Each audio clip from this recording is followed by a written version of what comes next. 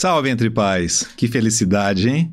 Hoje, enfim, estreamos o nosso podcast aqui no seu podcast BH, nosso parceiro nesse projeto, que foi idealizado por mim, Júlio Melo. Sou consultor de empresas, fotógrafo, pai. E esse podcast tem o objetivo de promover bate-papos e troca de experiências com homens que vivem os desafios e as alegrias da paternidade. Antes de apresentar com muito orgulho o nosso primeiro convidado, que já está aqui do meu lado, eu preciso trazer alguns agradecimentos. Afinal de contas, é estreia, né? Estreia, cabem os agradecimentos. Muito obrigado a várias pessoas que estiveram ao meu lado. Muito obrigado ao amigo Agnoax. Agnoax, sem sua humanidade e seu apoio, essa estreia não estaria acontecendo. Muito obrigado a Eliana Nakakubo. Eliana que abraçou a causa como se fosse dela. Obrigado, Eliana. E ela está aqui conosco. Um prazer ter te conhecido. Obrigado a Júlia Guedes, neta do ícone do Clube da Esquina, o Beto Guedes, que gravou a nossa trilha de abertura com talento e sensibilidade. Trilha exclusiva a partir de uma música do Beto Guedes. Júlia, obrigado. Obrigado à minha família, minha mãe, base forte que eu tive sempre, minha mãe, que é mãe solo. E hoje eu estou aqui falando de paternidade graças a essa base que a minha família me deu. Muito obrigado ao meu enteado, que já tem quase 30 anos e é meu filho desde os 2 anos de idade. Me ensinou muito sobre ser pai.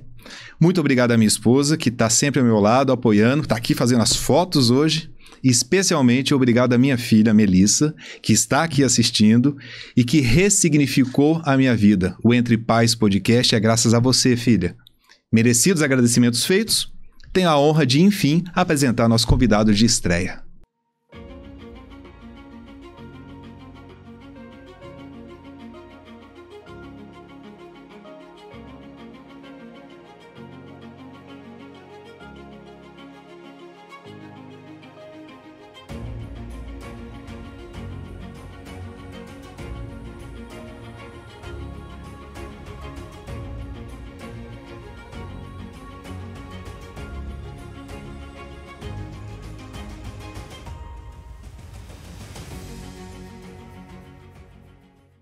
André, que honra tê-lo aqui.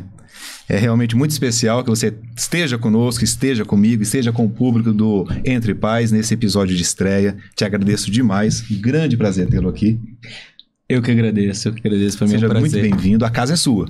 Obrigado, é um prazer, um privilégio. Me sinto honrado em ter sido convidado para essa estreia. Eu espero que a gente comece aí com o pé direito e que seja o primeiro de muitos. Não tenho dúvida, não tenho dúvida. Você está em casa, isso é um bate-papo, tá bem? Acima de tudo, um bate-papo, não é um programa de entrevistas, nada contra, mas não é. É um bate-papo. Então a gente vai conversar, dialogar, trazer informações para o nosso público que está lá. Terá um momento de interação, eles vão conversar conosco também, porque já mandaram perguntas, tá? Para você. A gente selecionou aqui. Mas acima de tudo que a gente fique muito à vontade para levar isso também para eles que estão do outro lado. Okay? Legal. Bom, André Santos Nepomuceno. Isso. Ator versátil, talentosíssimo e protagonista do personagem Juca.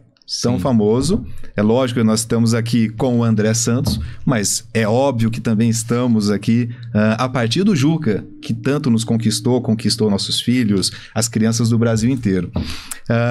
Por favor, é inevitável. Como que surgiu o Juca?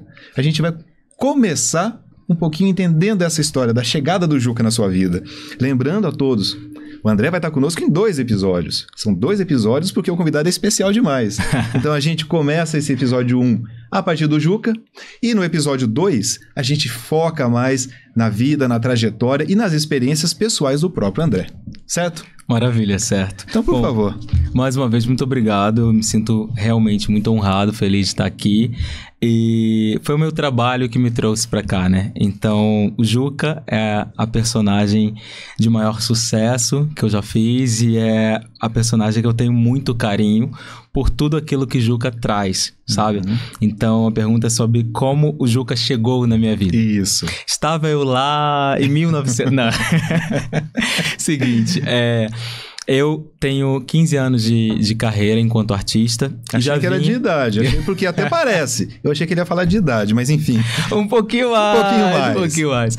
Mas e já vinha nesse processo, nessa rotina de fazer testes, né? Os atores, eles são constantemente testados para conseguir alcançar um trabalho, e após cada trabalho vem um reteste e por aí vai. Então o Juca chegou numa rotina mesmo de agência, me mandar um briefing de um trabalho. Sendo que nesse momento que Juca chega, ele chega num momento pessoal muito delicado, e para você entender como que são as coisas da vida. Quando chegou o teste, eu deixei ele um pouquinho de canto, porque eu tava com a vida bem conturbada, assim, em vários aspectos. E aí falei, tá, depois eu vejo. E aí eu tinha alguns dias para entregar. Então, quando eu olhei para aquele teste, eu falei, bom, eu preciso entender esse prazo. Eu vi que era um teste alegre, que era um teste vivo, feliz, tudo que eu não estava vivendo no meu momento pessoal. Né? Entendi. E aí, ao mesmo tempo, eu estava precisando muito de um trabalho, porque os trabalhos de atores geralmente são trabalhos que a gente faz, são temporadas, são diárias, então assim... são pontuais. Pontuais. E aí chegou um momento que eu tomei coragem e falei, tá, eu vou fazer esse teste porque eu preciso me ajudar e eu me ajudo se eu passar nesse teste, que aí melhora a energia, melhora tudo e também entra grana. E aí cheguei... É preciso, né? É preciso, né? Preciso. Pagar os boletos chegam. Isso, eles chegam. E aí eu cheguei e fui fazer o teste. Sendo que eu gosto de contar curiosidades. Você me permite contar curiosidades? Por favor. Eu acho que as pessoas, você que tá aí em casa, você vai Queremos gostar ouvir. de ouvir, de saber. Eu tinha acabado de me mudar e eu tava num apartamento vazio, não tinha praticamente nada. Eu tava precisando comprar absolutamente tudo e o apartamento era grande. E aí eles queriam que a gente fizesse um tour. Até então era segredo. Não sabia-se que era a versão do Blip, porque era tudo muito sigiloso. Então, para fazer o teste, isso também é uma outra curiosidade. A gente precisou assinar um termo de confidencialidade. Ou seja, a gente não poderia falar sobre as informações que a gente estava recebendo. O Blip já era, nesse momento, um seriado de grande sucesso no mundo. Já era um fenômeno no mundo. Isso. E aí, por isso, não poderia vazar. Seria um grande lançamento. Entendo. E aí, eles passaram informações mínimas para que você conseguisse entender a energia. Eu acho que isso foi muito inteligente da produção. Eles deixaram a gente entender a energia do que eles queriam para depois ir dizendo. Então, eu acredito que eles tenham escolhido o ator, no caso eu, pela essência de match com a personagem. Entendi. Então, quando o Juca chega, eu lembro que eu tenho até hoje um quadro desses que, geralmente quando a gente vai viajar para cidades, principalmente praianas, tem sempre um quadro com a baiana, com coqueiro, com praia. Eu tinha recebido um quadro desse bem colorido, bonito, feito à mão, de uma amiga. E era aquele quadro que eu tinha em casa e eu tinha tenho ainda uma camisa bem bonita, com tecido africano, tal, bem colorida. E eu falei, é a única coisa que eu tenho em casa para fazer esse teste. E aí eu peguei aquela camisa, peguei aquele quadro e fiz pequeno, porque eles queriam tipo itinerante, assim, começando na cozinha, indo pra sala, porque ali. Esse é o movimento do Blip. Até isso, então eu não entendia. A dinâmica, né? A dinâmica é essa. Isso. Aí eu não entendi ainda que era nesse lugar. E aí peguei e falei, bom, eu não tenho o que fazer. E eu falava, fazia, porque a casa não tinha móveis. E eu falei, meu Deus, o que eu faço? Aí eu sentei, coloquei meu celular, e aí fiz aqui, curtinho pra câmera e tal. Aí eu, na hora de mandar, inseguro, mandei pra produtora que tinha me chamado, a diretora de elenco. Eu falei, olha... Inclusive, Anne, um beijo, Anne Trevisan. E aí eu falei assim, Anne, eu não sei se é isso, dá uma olhada antes de eu mandar pro pessoal da produção, pro diretor. Aí ela olhou, ela falou, não, André, tá lindo, tá bem ótimo. Legal, tá ótimo, manda. Aí eu fui e mandei. Aí a partir disso, eles foram chamando para outras seleções. Outras etapas, né? Ou seja, você foi passando de fase. Exatamente. Foi um processo longo. E aí, a gente foi... Até que eles chamaram pro teste presencial. Então, eu cheguei nesse teste presencial e entendi que tinham pessoas incríveis ali, porque até então só tava eu na minha casa mandando meu vídeo.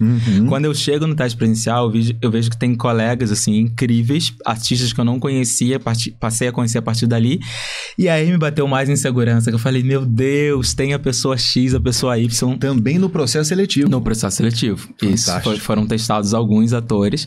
E eu já era o favorito. E eu não sabia que eu era o favorito. E que bom, isso, né? Me ajudou. Isso me ajudou.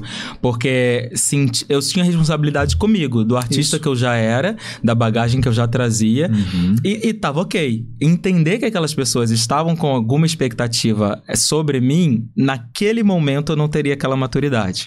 Hoje eu acho que eu seguraria melhor a onda. Mas naquele momento não. Então foi muito positivo eu não saber o quão positivo era a minha presença ali. Só pra gente voltar no tempo, a gente tá falando em quantos anos atrás isso? A gente tá falando de 3 anos atrás. 3 anos, ok. 3 anos, se eu não me engano. Porque depois veio pandemia, a gente ficou meio louco assim, mas eu acho que são 3 anos, 2 anos e pouco, por aí, atrás.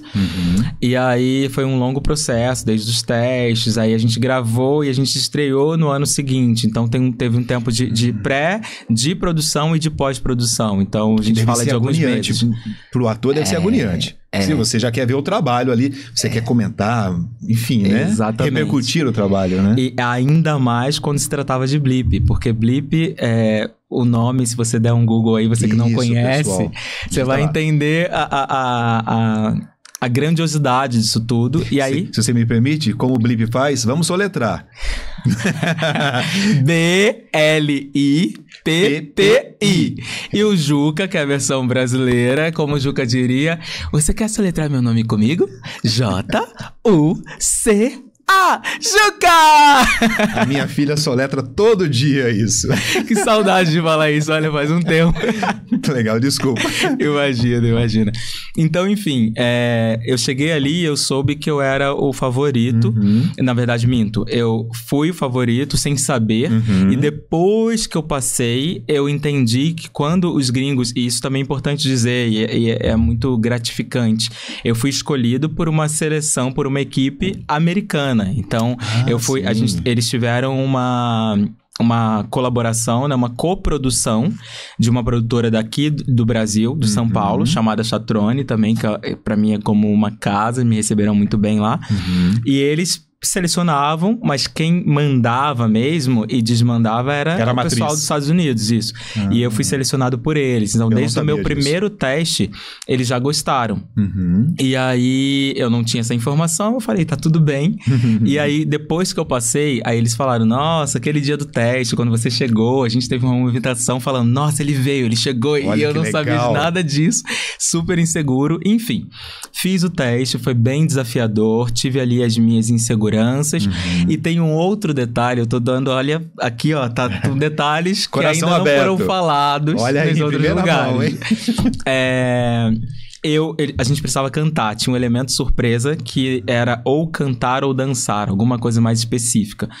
E aí eu falei, meu Deus, dançar, eu sou um poste, apesar de eu gostar, todo mundo acha que eu sou magrinho, é que eu danço. Que é um dançarino, isso. Que nada, só dá close aqui, só fica aqui, saiu daqui já era. Sebastian. A galera fala não isso. Sou Sebastian. É isso, não. E apesar, né, um beijo pra ele, que abriu portas pra muita gente. Isso. Mas enfim. Sebastian da campanha da C&A, pros mais novos, fazer uma referência. Geração aí. Digita lá, pessoal, Sebastian da campanha da C&A, um ícone. Um ícone da publicidade. Isso, ícone preto. Preto, é verdade, Isso. é verdade. Vamos lá. Retinto, que é importante dizer. Então, ali naquele momento de teste, tinha um elemento surpresa. E aí eu falei, bom, dançar não vou conseguir entregar. E aí eu pensei, tá, vou cantar. Porque eu canto e vem aí, só joga esse spoiler, né? Não falo mais nada, não posso ainda. Mas assim, aí eu falei, tá, o que eu canto? Nesse aí, momento, tem um suspense aí, quem sabe não... E aí eu falei, bom, eu preciso cantar alguma coisa. Eu pensei numa música de musical que eu gosto muito, só que eu falei, tá, essa música é muito específica e talvez não seja este lugar que eu precise mostrar, que é o lugar mais técnico sabe? E eu não sou cantor. Cantar é uma coisa. Hoje eu ainda mais uma dica. Não sou cantor.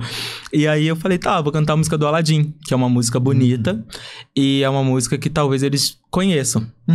E eu cantei a versão em português, né? Olha, eu vou lhe mostrar como é belo este mundo.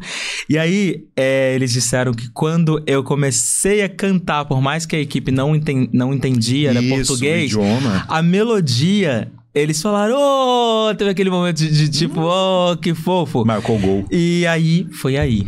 Quer dizer, não foi especificamente aí, mas isso também foi um ponto muito positivo, porque eles viram eu imerso no universo lúdico, no universo bonito, leve, infantil, que traduz 100% o que é Blip, traduz 100% o que é Juca, e eu me sinto muito orgulhoso de ter dado vida a essa personagem, sabe? Que maravilha. Então, resumidamente falando, depois de 10 minutos falando, Juca surgiu a partir de um teste, que teve esse processo e um pouco mais de coisas acontecendo, e depois de algumas etapas, me ligaram me dizendo que eu tinha sido aprovado. Ligação, né? E aí, só pra fechar, esse comunicado foi... Eu tava esperando muito tempo, e aí primeiro chegou, André, você tá entre os 3.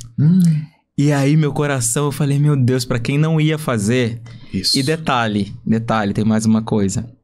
Eu disse, acho que eu não vou fazer esse teste porque eu sou muito sério. Eu tenho muito sorriso, mas a minha personalidade, ela é mais séria.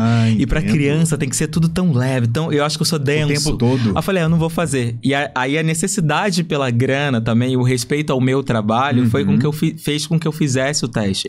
E aí quando ela falou pra mim, você tá entre os 3? Eu falei, meu Deus, o que aconteceu? Estou entre os 3. E aí depois de um tempo, ela foi e me ligou. E aí eu vi que tinha uma ligação perdida, aí eu escrevi por WhatsApp. Falei, oi, Anne, me ligou, nisso que eu tô mandando, me ligou, ela liga de novo. Aí meu coração já acelera. Eu falei, quer falar comigo. Ela quer falar comigo, e se ela quer falar e não escrever, é urgente, ou provavelmente eu devo ter passado. E aí foi quando ela falou, aê, parabéns. Nossa, eu pulei, assim, de alegria. E Tava sozinho? Você tava sozinho? Não, eu tava com a minha mãe, e eu tava com 2 colegas também, assim, em casa. E aí eu saí do quarto gritando, feliz da vida, e eles também compartilharam dessa alegria comigo. Que legal, que história fantástica. Uau, né? Fantástico, muito bom. Lembrando que você é formado em turismo e depois você fez especialização em artes cênicas, é isso? Eu fiz algumas coisas nessa vida, algumas coisas eu deixo ali guardadinho. Você tinha falado sobre a sua trajetória, já experiência, é porque você fez artes cênicas, né? Sim, eu tenho algumas formações acadêmicas, assim, então fica aí, curiosidade. Eu formei em técnico em eletromecânica no ensino médio, isso é uma coisa que eu quase não Surpresa. falo. Até porque eu nunca exerci. Então, tipo, gente, não sei. Sem expectativas. Em respeito aos da área. Né? Em respeito aos meus colegas, que ainda tem muitos colegas que trabalham aí 20 anos na área, enfim. E aí, depois eu fiz faculdade de turismo. Depois eu parti para um curso de pós-graduação em artes cênicas. E aí, depois de aí fiz vários cursos livres de teatro, assim, de um ano e pouco. E aí eu ainda senti que eu tava muito frágil. E que eu não tava passando nos testes, e aquilo poderia me queimar, porque se as pessoas davam oportunidade, eu entregava muito menos do que aquilo que tava na média, pelo menos. Aí eu tirei a resistência que eu tinha e fui fazer a Martins Pena Escola de Teatro, que é uma escola de formação de atores no Rio de Janeiro, que é referência. Você é carioca, né? Sou carioca, carioca da gema, como a gente diz. Eu já vi você falar uma vez que você é carioca suburbano. É isso. É isso, né? Isso, periférico. Santa Cruz, alô Santa Cruz. É isso. E aí fiz o curso na Martins, foi técnico em arte dramática, e depois já enquanto ator, com alguns anos já de carreira, eu fui trabalhar no Senac, e aí a instituição, eles davam 80% de bolsa de estudos. E aí eu falei, bom...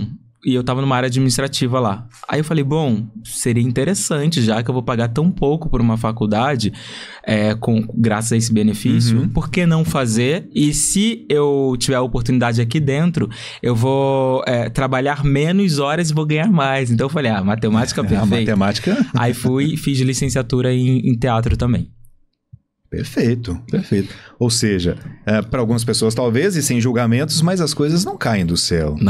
Não caem do céu, né? Não. É isso. Essa dica sim é uma dica importante, pessoal. Não cai do céu. Carreira artística é uma carreira de muita fé, de muita resiliência, de muita vontade, de muito amor, porque às vezes é só o amor, mas a gente sabe que amor não paga conta, amor não enche barriga, então É vocação também, sabe? É paixão, paixão, é resiliência, vocação, é um combo. Bom, falando nisso, então, aí você passou no teste, foi aquela alegria, porque afinal de contas você fica na ansiedade, na insegurança, se vai dar certo ou não. Você já conhecia o Blip? Acho que não, porque você não tem filhos, né, André? Não tenho filhos. O André não tem filhos. Você não conhecia o Blip? Não conhecia, nunca tinha ouvido falar do Blip. Porque é lógico, né? Nós que somos pais, mães e tudo mais, tem personagens infantis que fazem sucesso no mundo inteiro, mas que aí você vira pro lado e comenta, a pessoa fala, nunca ouvi falar. É óbvio, porque é para um público muitas vezes específico. Mas o Blip já de grande sucesso. E aí quando você entendeu o que era, né, o papel que você conquistou e tudo mais, você já tinha noção do impacto que aquilo teria na repercussão, no tamanho do impacto, assim, a milhões de crianças. Porque são milhões. Sim. Você, naquele momento, já tinha essa percepção? Você conseguiu ter aquilo? Ou isso veio com o tempo? Olha, isso veio com o tempo e é de verdade. Cada vez... Agora você falou, tipo, são milhões. Dá um frio na espinha, assim. Porque é uma responsabilidade muito grande e é de uma preciosidade muito grande também. Então, assim, eu fui tendo noção ao longo dos acontecimentos. Porque... O que aconteceu? Eles tinham um tempo curto para gravar a série. Então, uma outra curiosidade, a gente gravava 2 episódios por dia. Isso é uma coisa de louco, é muito trabalho. É muito trabalho.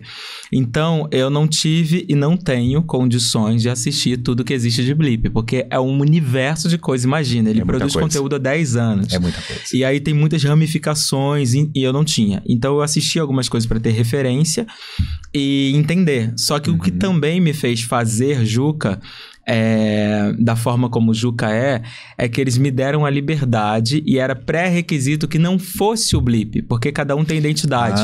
Perfeito. Então, uma ilustração que eu faço pra galera que ainda não conhece ou que vá vir a conhecer Juca e Blip, eu digo que é uma analogia, como se fossem os Smurfs, ou então como se fossem os 7 anões. São todos pequenininhos, os Smurfs todos azuis e usam um chapéuzinho branco, mas cada um tem a sua personalidade. Isso. Assim como os 7 anões. Bem marcada. Exatamente. Bem então marcada. assim, Juca, Blip e Mika acabam compondo um trio de personagens que têm ali alguns matches, algumas características em comum, mas ao mesmo tempo são diferentes entre si.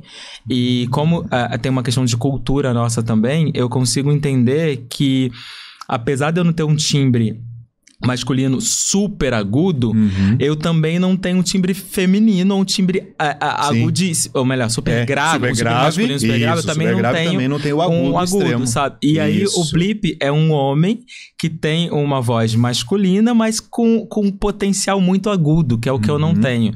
Então fazer naquele nível seria pra mim muito complicado, assim. E aí durante as gravações, eu fui entendendo que o quão grande ele era, e aí fui começar a pesquisar, porque aí ele deixou de ser uma possibilidade do que eu poderia ser para uma realidade a partir do contrato assinado daquilo que eu já era.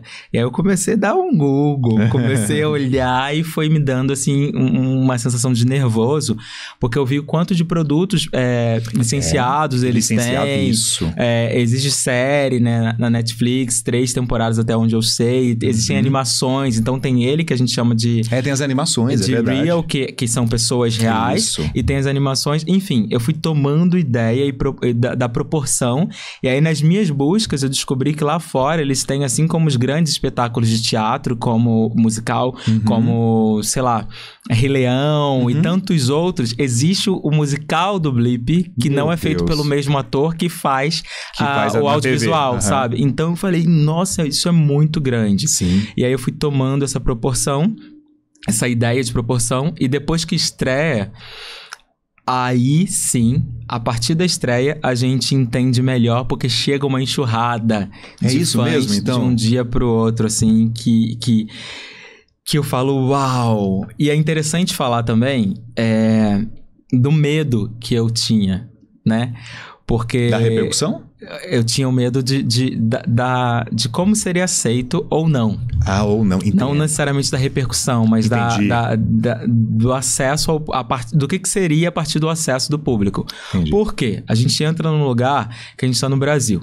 Sim. E, inegavelmente, infelizmente, o Brasil é um país racista. Sim. Um país onde tem muitos casos de racismo, apesar de, incoerentemente, é um país com 56% da população preta. É isso aí. Então, é importante dizer que precisou vir uma população, um contratante americano, gringo, para enxergar que o lugar de representatividade no universo infantil, especificamente por se tratar de um programa infantil, seria um homem preto retinto para trazer essa representatividade.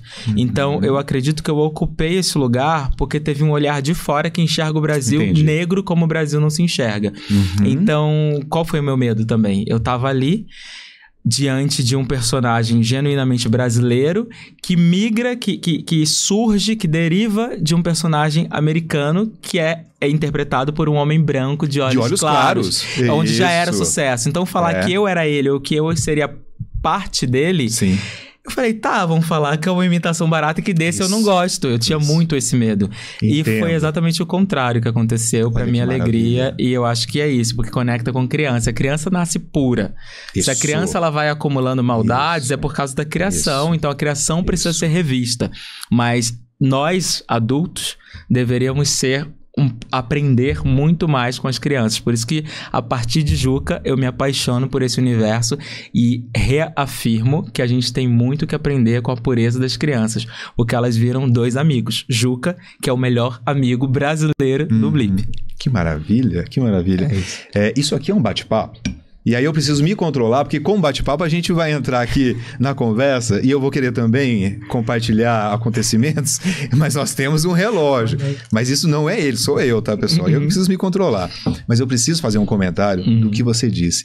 A criança, ela nasce pura e se porventura algo muda, não é por causa dela. Muda porque nós adultos jogamos uma outra carga que não é positiva sobre a criança.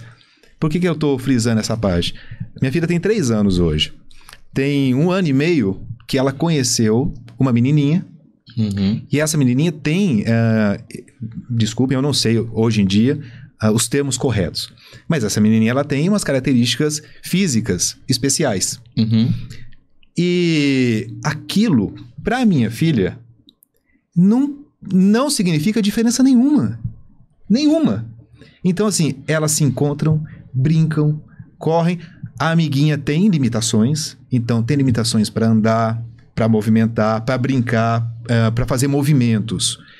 Mas aquilo nunca representou na cabeça da minha filha algo diferente que pudesse gerar um afastamento. Nada disso. Aquilo é totalmente natural. Exatamente. O adulto não. O adulto, ele segrega, ele isola, ele separa. Lógico, não todos, é óbvio. Mas a gente está falando da questão discriminatória e tudo mais. A criança não. A criança não. Tudo que acontecer de ruim depois, entre aspas, nas percepções dessa criança, não são naturais dela. É uma reprodução, de algo que ela filtrou no ambiente que ela vive. A gente tem que ter tanto cuidado com isso, porque somos nós. Sim. Simplesmente isso. Somos nós que estamos levando para a criança aquilo. Ou positivo, ou esse outro lado que infelizmente a gente vê. Sim, exatamente. Então fica aí um ponto de reflexão sobre a forma como a gente tem educado, direcionado as nossas crianças. Eu estava conversando ontem com a minha assessora e falando que a gente tem que ter a obrigação de formar crianças melhores do que a gente. Não dá pra gente ter esse egocentrismo de acharmos que somos detentores de conhecimento. Não, a gente aprende diariamente. E, com elas, inclusive. Inclusive, se a missão de cada pai ou de cada responsável por uma criança, seja tio, seja padrinho, madrinha, você que interage com alguma criança, se o seu objetivo maior for levar essa criança a ser melhor do que você foi ou tem sido... A gente já tá igual tá na média, igual o mundo tá como está. Agora, quando a gente tenta dar o nosso melhor pra alguém e esse pequeno alguém cresce e se torna alguém maior do que a gente em atitudes também, seria fantástico. Fantástico. Vamos batalhar vamos nesse caminho, disso, né? É isso. Legal. Beijo, Florzinha, a amiguinha da minha filha. Seguindo. Queria que você nos contasse, a gente falou aqui, né, dessa questão dos adultos e dos pais e tudo mais, e dessa insegurança que bateu em você na aceitação, e era o caminho que eu queria seguir aqui agora. A interação com os pais. Porque assim, a partir do personagem, acredito que você tenha recebido feedback dos pais. Sim. Né? Os pais, no contexto geral, os pais, as mães, interagindo com você, falando sobre o que aquela personagem estava representando na vida dos filhos. Sim. Como é que é isso? Como que foi? Como que é? Isso aconteceu? Como eram esses feedbacks? Essa interação, André, Juca e os pais? Bom, isso sempre acontece. Aconteceu e acontece. Eu recebo muitos directs, muitas mensagens no meu feed, em coisas que eu posto, dos pais. E pra mim é muito emocionante, assim. Eu quero deixar registrado aqui que eu sou um artista contratado internacionalmente. Eu sou o único brasileiro contratado pelo Blip para ser exibido a partir da HBO, que agora mudou para Max Streaming, que é uma empresa um canal de streaming bem grande, um dos maiores do que existe.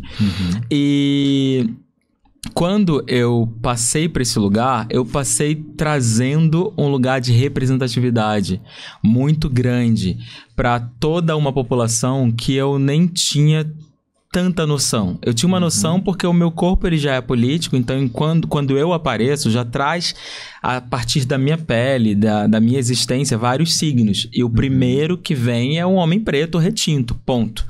Só que aí, para além disso, porque Juca é amado por todas as crianças, de todas as etnias, isso é um motivo de muita alegria, eu também encontrei, quando você me pergunta sobre pais, existem relações diversas, né? Então, em algumas relações interraciais, foi muito importante entender, ouvir e ver um pai me mandando mensagem emocionado, porque o filho, ao me assistir enquanto Juca, olhou e falou: "Ah lá, papai, igual a você." E aquele pai nunca tinha ouvido isso. Isso me pegou num lugar tão grande, porque enquanto ator, com mais de uma década de carreira, com quase uma década e meia praticamente agora, eu via o meu corre. Eu falei, nossa, por que tem 10 oportunidades para pessoas brancas e às vezes uma oportunidade para pessoas pretas, e aí fica tudo tão mais difícil. E aí, quando esse pai me fala isso, eu entendo que tem diversas outras camadas que vão para além daquilo que eu tô sentindo, e que aquele pai não teve oportunidade de ter um ídolo preto quando ele era criança, e ele ainda não tinha tido a felicidade que é tão simbólica de ser o herói do seu filho. E ele, a partir da minha existência enquanto personagem, ele conseguiu se ver como herói, porque foi a primeira vez que aquela criança, pela escassez de representatividade, olhou para um personagem que tem a dimensão que o Juca tem, que é o maior do país neste lugar de entrega de views. A gente tem apenas um vídeo, cerca de 6,8 milhões de visualizações em um vídeo, sabe? Então foi muito importante esse retorno desses pais. Mais de um chegou pra mim e falou: olha, meu filho olhou e falou: olha lá, papai, igual a você. Isso foi muito bonito de ver, sabe? Eu tenho 47 anos. Eu tô aqui tentando me lembrar, tô puxando a memória aqui, de quantos personagens da minha infância eram pretos. Sim. Eu juro que eu não estou conseguindo. Até me desculpem se estiver passando batido algum. E eu assistia muitos desenhos e programas infantis. Eu não estou me lembrando de nenhum. Existiram alguns sempre como coadjuvantes. Sim. E aí, o que eu falo, eu tenho alguns colegas, eu não fiz assim uma pesquisa extrema, então todo o meu respeito a todos os colegas que vieram antes e que estão aí em paralelo comigo, mas eu entendo que Juca é o primeiro neste lugar, não por Juca, mas pelo lugar de protagonismo. Então, uma coisa é você ter numa série ou num filme, num desenho, num produto, algum personagem preto, inclusive como coadjuvante ou inclusive como um dos protagonistas. Agora, ter um protagonista, que é o nome da personagem, que dá o nome à série, eu ainda não conheço. Se tiver outros, me perdoe, mas eu até acredito mandem pra nós. Por favor, mandem nos comentários. Vamos ser amigos. Que a gente vai, inclusive, reconhecer isso e trazer à tona. Porque a mim, pelo menos está escapando da memória. Exatamente. Então, assim, eu acredito que não tenha. Então, eu tô num lugar de único. E isso é muito especial. E entender a dimensão do Juca, como eu disse, não é todo mundo que pode dizer assim, eu sou protagonista de uma série no Max Streaming, na HBO Max. E falando da família, o Blip, ele tá na Netflix. No YouTube, a gente tem muitas visualizações. Tem um canal do Blip, tem um canal do Juca. E em breve também acompanhem que vai vir o canal do André, porque o Juca é um trabalho, é um serviço que eu presto. Então, o Juca não é meu. Mas o André tá criando suas próprias narrativas para falar também sobre o que o Juca falava e fala. E também sobre novas coisas, porque eu tenho outras vertentes também para apresentar para vocês. Tem a sua versatilidade. Exatamente. É isso aí. Vamos seguindo o nosso bate-papo? Tá ótimo. Tá ótimo, Tá né? ótimo, tá Tô ótimo. achando que a gente vai precisar... Não é? São 2 episódios, talvez 3. Bom, você já disse uma vez que você traz consigo ali, muito forte, o entendimento de que você, acima de tudo, presta um serviço social, inclusive. Sim. Isso tá dentro desse contexto que a gente tá falando aqui agora, né? Tem uma frase sua que eu adoro, que é assim, o Juca me ressignificou. Sim. Eu já vi você falando isso já. É isso, né? É isso que você estava falando agora, sobre essa ampliar ou te trazer, na verdade, assim, bem claramente, essa percepção toda. Essa questão social, essa questão, né, do que funciona, do que não funciona, de repente, e te mostrar o quanto você, naquela personagem, naquele cenário, é significativo. É isso, né? É isso. Acho que essa frase, ela tá de acordo com isso que a gente acabou de falar. É isso, porque o corre, como a gente diz lá em São Paulo, o rolê de um artista no Brasil, ele não é nada fácil. E aí as camadas, elas vão entrando mais barreiras, principalmente se você é preto, se você é periférico, se você não é herdeiro e uma série de outras coisas. Então, quando o Juca chega, ele chega, no meu pensamento imediato, ele chega pra mim. Chegou um trabalho. Entendi. E aí, eu vou lá e gravo, faço com toda e de fato dignidade. De início, de fato é. De fato é, mas a grande surpresa, o grande barato disso tudo, que torna a Juca muito mais especial na minha vida e hoje, graças a Deus, na vida de tantas crianças, de tantas famílias, é que vai muito além disso. Porque quando ele chega no primeiro momento pra mim, só que a partir do momento que eu entrego, que eu faço essa entrega no sentido de que concluímos o trabalho, ele vai pra pós-produção e ele estreia, eu percebo que era muito além de mim e que eu não era o fim. Que o cachê ou que o trabalho em si não era o fim, e sim que eu era meio. E isso pra mim é um serviço social. Por quê?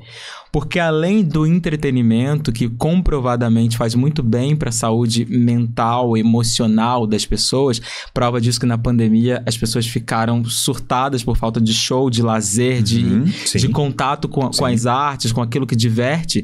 Então tem esse lugar, que é o lugar, entre aspas, mais superficial, mais direto, mais óbvio, que eu posso citar aqui, mas tem outras camadas muito mais profundas que inclusive me surpreendeu, como por exemplo, relatos de pais e mães com crianças portadoras de alguma necessidade, neurodivergentes, ou alguma especificação assim de saúde, que fez com que aquelas crianças se conectassem com o Juca de uma forma muito ímpar, fazendo com que elas até deixassem os médicos de certa forma contrariados, porque os médicos falaram, bom, elas vão até aqui.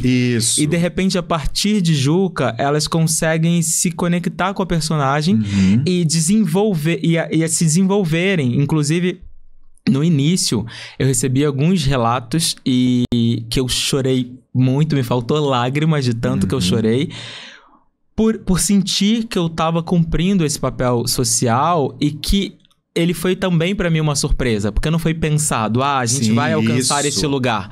Pra mim foi uma surpresa, uma feliz surpresa de entender, de ouvir dessas mães, desses pais, que o seu filho falava, às vezes alguns eram não verbais, né? Não verbais. E aí falavam minimamente, assim, às vezes falava o nome do pai, o nome da mãe, seu próprio nome, falava Juca. Olha só. Entender isso e pensar sobre isso é uma coisa que me emociona num nível muito extremo, porque entender que eu saí de onde eu saí e que isso nem nos meus maiores sonhos era uma possibilidade, e entender que essa criança que hoje fala como um desafio da sua limitação. Da sua limitação. Ela rompe com isso a partir do meu trabalho. Isso é muito especial. E aí ela vai falar Juca, e eu amanhã ou depois quando tiver velho, essa criança que já vai ser um adulto, ela vai falar, na minha época, tinha um artista chamado André Santos Nepomuceno que... Isso não tem preço. Isso não tem valor que... Isso, ou melhor, isso não tem preço, tem valor. Isso tem valor. Sabe? Então, é sobre isso e sobre muito mais. Você percebe que eu fico até um pouco desconcertado, porque isso mexe bastante comigo. Eu preciso falar uma coisa aqui para quem está nos assistindo. Nós temos um problema nessa mesa aqui hoje. Porque eu tô de frente com ele aqui, é olho marejado de lá, é olho marejado de cá, é lágrima contendo para não sair de lá, para não cair de cá. É isso aí, é isso, pessoal. É isso aí. Isso aqui é natural, isso aqui é uma conversa para nós, para vocês. É isso, é natural. É isso. Maravilha, querido. Tem um momento de interação. Eu tenho aqui... Isso aqui é o nosso roteiro, pessoal. Olha, personalizado, tá? Isso aqui não é improviso, isso aqui é o roteiro personalizado. Organizado, pensando que é entre pais. Alto nível de qualidade. Tem um momento de interação aqui. Nós recebemos, lá através das publicações que fizemos, né? Anunciando esse episódio... Recebemos uma pergunta e eu separei aqui do João Miguel, do Rio de Janeiro. Legal. Inclusive, ele é pai de um menininho de 4 anos chamado Pedro. E aí, ele fez uma pergunta que é uma pergunta muito interessante e que temos que tomar cuidado para ela não estender, porque ela é uma pergunta clássica. Você acha que antigamente havia melhores programas infantis do que hoje? Porque assim, na internet, isso é também típico do ser humano. Antes tudo era melhor, né? Assim, o ser humano sempre fala isso. Ele romantiza e aí antes tudo era melhor. Assim, você é muito novo ainda, mas como você é um ator e tá nesse meio, você acha? Porque eu sei que você, na sua infância, assistia muita TV, você amava assistir TV e tudo mais. Você acha que os programas infantis, deixando de lado a questão do protagonismo ou da etnia, nada disso, mas os programas, você acha que eram melhores, piores, ou cada um a seu tempo? Eu acho que antigamente tinha um olhar um pouco mais direcionado para as crianças. Eu acho que a gente está numa escassez de conteúdo de qualidade. Mesmo se você pensar na TV fechada hoje? Então, porque eu particularmente acho isso também na aberta. Mas a fechada eu acho que ela oferece um conteúdo tão rico, se você procurar a coisa certa. Mas esse é o problema. A TV fechada, ela é fechada. Ela não é aberta, ainda. Ela não é acessível para grande parte da população. Isso é verdade. Então, por mais que a gente fale mas não chega a todo mundo. E às vezes parece... É ilusório falar assim, a assinatura custa R$25. Isso. R$25 parece pouco. Mas é muito para muita gente. Para colocar numa TV. Para colocar numa TV. Numa assinatura de TV. Porque às vezes é 1 quilo de uma mistura que tá ali alimentando 5, 6. Então, a gente hoje não tem esse olhar voltado para criança como tinha, por exemplo, quando eu era criança. Eu acho que é uma perda muito grande a gente não ter mais o horário no horário matinal, pelo menos, ou talvez no horário noturno. Os programas voltados para a infância. Então, o que a gente tem hoje é uma enxurrada de possibilidades e de produtos muito mais voltados para um comércio, para o capitalismo em si, do que para uma entrega sadia. Tem coisas que as mães, às vezes, também relatam para mim e elas ficam muito agradecidas por Juca não ser assim. Às vezes, é um simples fato de uma mãe estar dando uma mamadeira para a criança e aí a animação bate na mão da mãe e fala, não quero. Isso, intuitivamente, para uma criança, ela está captando aquilo como legítimo. E isso não é legítimo, porque é uma violência, inclusive contra a mãe, que não deve acontecer, assim como também não deve acontecer da mãe para com seu filho. Isso. Então, assim, objetivamente falando, a gente vive tempos de escassez de produtos de qualidade voltados para a infância. Eu acho que falta muita responsabilidade social também e afetiva. As crianças, os produtos estão sendo voltados para mais do mesmo, que é esse afastamento do coletivo, das brincadeiras, dos jogos, sabe? Você falou aí dos programas matinais e, assim, todos, né, generalizando, todos os adultos, os jovens adultos, fazem esse mesmo comentário, né? Eles sempre relembram e falam, poxa, na minha época eu acordava de manhã e adorava ir pro sofá para assistir os programas de desenhos. Todo adulto de 30 para cima fala isso. 30 mais. 30 mais, porque realmente não temos. André, a gente tá chegando no final do primeiro episódio. Você que tá aí do outro lado, repete comigo. Quem se lembra do programa do Jô? Né, o programa do Jô, quando ia encerrar o programa, aí a plateia, ele dizia que era o sinal de que a entrevista foi boa. Sim, não é? Sim. Então a gente tá chegando no final desse primeiro episódio e eu queria te perguntar, fazer uma última pergunta e deixar um espaço livre para você nesse finalzinho. Pergunta muito simples, hein? Olha só, o que nós adultos, pais ou não, tá? Independente de sermos pais ou não, poderíamos ou deveríamos fazer para proporcionar para as crianças uma vida mais amorosa, uma vida mais afetiva. Você que tem esse convívio e que leva isso às crianças, você consegue nos ajudar a pensar nisso? Olha, eu acredito que a gente precisa abrir a nossa sensibilidade. Eu acho que o adulto, ele vem... A vida adulta, a trajetória nos leva para um lugar de egocentrismo e de donos da razão e dos saberes. E às vezes a gente vai para um lugar até de irracionalidade, porque se teve alguma coisa na sua criação que não te fez bem, ou que te faltou, ou que poderia ter sido melhor, por que você vai entregar para o seu filho o mesmo que você recebeu? Aquilo, né? Entende? E eu acho que as crianças, elas são seres muito mais sensíveis. E a gente precisa estar atentos a essa sensibilidade. Então, o conselho, se é que no meu humilde lugar e posição eu posso dar um conselho, eu vou adotar a palavra sugestão, que acho que é melhor do que conselho. Então, a minha sugestão é... Traga o seu filho, a sua criança. Quando eu falo sua criança, estou falando que, como eu, não sou pai, tem tio, tia, primo. Isso, afilhados. Traga os seus pequenos para perto de você. E acolha-os, sobretudo, porque reprimir uma criança é afastá-la e submetê-la ao risco de você perder essa criança. Então, a partir do momento que você traz ela para perto e acolhe, você entende as dores dela, você entende as necessidades dela e você não impõe as suas expectativas sobre essa criança, porque todo o excesso ele pode ser tóxico. Inclusive um excesso de água, inclusive um excesso de alimentação e às vezes o excesso de cuidado ou de cobrança. Então, entenda e equalize o seu amor e transmita isso da forma mais leve, doce e pura que você puder. Eu acho que é isso. Maravilha, perfeito. É isso mesmo. É isso mesmo. Eu quero fazer um agradecimento a você, e aí eu deixo o encerramento contigo. Quero te agradecer esse bate-papo, porque ele foi maravilhoso. Assim, de novo, eu estou muito feliz de tê-lo aqui. Você é uma presença lá em casa. Que honra. Não é? O Blip, a Mica, a gente adora. A gente adora. A Mica é muito importante também. Sim, a Mica também, ela quebra ali um monte de barreiras. Mas você é uma presença constante lá em casa. A minha filha daqui a pouco tá chegando aí porque ela quer te conhecer, quer conhecer, ela quer ouvir sua voz. Então, assim, foi um bate-papo muito legal. Eu agradeço grandemente a sua presença. Eu quero lembrar a todos, antes de passar o encerramento ao nosso convidado, quero lembrar a todos que estão assistindo, que é importantíssimo, pessoal, que vocês valorizem e compartilhem, nos ajudem a levar esses nossos bate-papos a mais pessoas, a mais pais.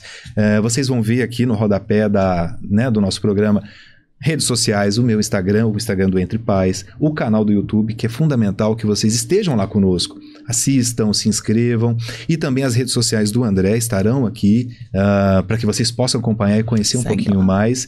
Isso, segue lá. Isso é muito importante, isso ajuda a gente a crescer, e crescer significa chegar a mais pessoas. Esse é o objetivo, chegar a mais pessoas. André, muito obrigado, foi um grande prazer, e eu deixo que você encerre. Bom, eu quero te agradecer igualmente, para mim foi uma honra te conhecer, eu acreditei e acredito no seu projeto, isso que me trouxe também até aqui. Desejo de todo o meu coração que a minha presença aqui, que a sua dedicação faça com que esse projeto tenha uma vida muito longa e que a gente daqui a um tempo exalte, celebre muito mais esse dia, mais do que já está sendo celebrado hoje. Eu queria dizer para você que já me conhece, muito obrigado pela sua presença aqui, para mim é muito importante o seu apoio. Apoie nós artistas, nós pessoas que estamos aí tentando levar para você uma informação, uma comunicação legal.